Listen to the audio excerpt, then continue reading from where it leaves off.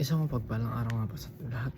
Ako nga po pala ulit si Charles Redroque, and this is our 365 daily devotion. So ngayong araw nga po ay tatalakayan natin ay about sa Joseph and betrayal. And ang topic po natin ngayong araw ay betrayal can be God's redirection. So ating pag-aaral ngayong araw ay matagpuan sa Genesis chapter 37. Ngayon, ang sabi po rito ay nanirahan si Jacob sa lupain kung saan tumira ang kanyang ama sa lupain ng Kanaan. Ito ang salaysay tungkol sa pamilya ni Jacob. Si Jose na may 17 taong gulang ay nagpapastol ng kawan kasama ng kanyang mga kapatid. Siya ay kasama ng mga anak nila Bilha at Silpa na mga asawa ng kanyang ama, at ibinalita ni Jose sa kanilang ama ang kasamaan nila.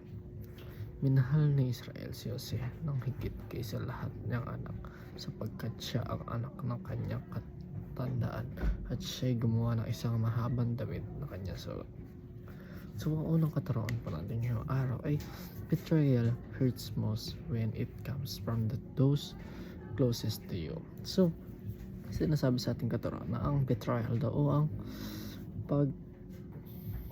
pagtataksil sa ating ay magkakaroon lang ito ng isang sobrang lubhang kasakitan, o mas matindi ang sakit na mararanasan natin kapag nakatanggap tayo ng betrayal, kapag nanggaling ito sa pinaka-closest sa atin. Ito man ay pamilya, kaibigan, o kahit na sino man sa mundo. At basta man closest sa buhay natin, kahit na sino pa mga itong taong to, kapag natanggap natin ang betrayal na ito, ay talagang masasaktan tayo ng lubusan, dahil nga siya ang pinagkakatiwalaan natin, dahil nga siya ang pinakamalapit sa atin.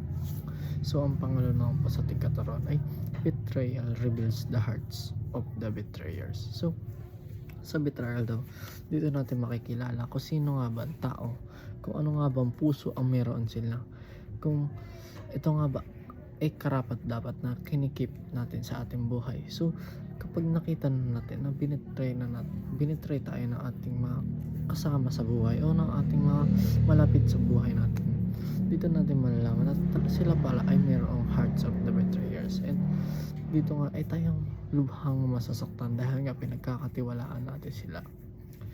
And ang last naman po sa ating katuruan ay betrayal can be God's means of redirection. So dahil nga sa betrayal na ito ay hindi natin namamalayan, no? Minimin pala ito ng ating Panginoon as a redirection, dahil nga hindi pala natin alam na mayroong hidden agenda pala ang pinakamalapit sa atin, at nangyayari ito, binibetray niya tayo dahil nga meron silang pusong hindi maganda o hindi nakakabuti para sa atin, at tinatake advantage nila iyon. So a redirection dito ay dahil nga nasaktan tayo at malaman natin na hindi pala sila karapat dapat na makasama natin sa ating buhay. And yun lang po, dito na po magtatapos. Thank you.